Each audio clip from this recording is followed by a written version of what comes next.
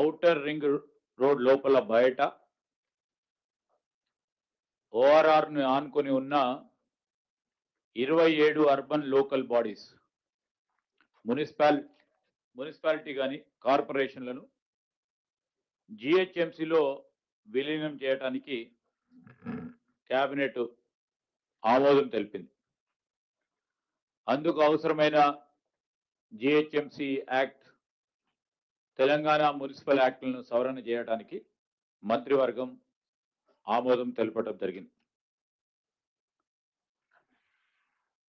రెండవది, రాష్ట్రంలో ఇప్పుడున్న northern power distribution corporation limited company limited, అదేవిధంగా southern power distribution company limited రెండు డిస్కామ్లతో పాటు కొత్తగా మూడవ డిస్కామ్ ఏర్పాటు చేయడానికి ఈరోజు మంత్రివర్గం ఆమోదం తెలిపింది.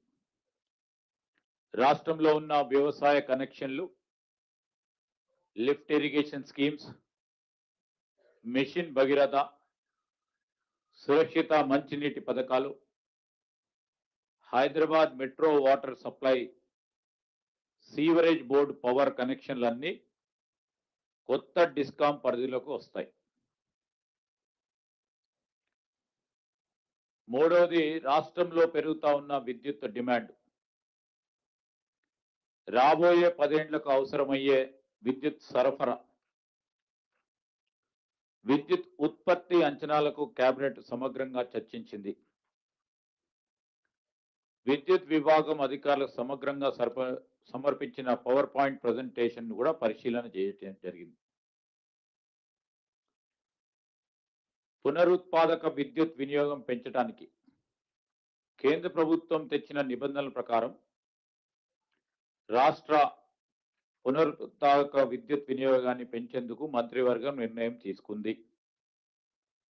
ఇందులో భాగంగా 3000 మెగావాట్ల సోలార్ పవర్ కొనుగోలు వీలైనంత తొందరగా టెండర్లు పిలవాలని నిర్ణయం తీసుకుంది. 5 ఏళ్ల పాటు విద్యుత్ సరఫరా చేసే కాల పరిమితి ఒప్పందాలతో ఈ టెండర్లు పిలవాలని కేబినెట్ ఆమోదం తెలపడం జరిగింది. అదేవిధంగా సోలార్ పవర్ తరహాలోనే పంప్ స్టోరేజ్ పవర్ వినియోగం పెంచాల్సి ఉంది. 2000 మెగావాట్ల పంప్ స్టోరేజ్ పవర్ కొనుగోలుకు టెండర్లు పిలవాలని నిర్ణయం తీసుకుంది.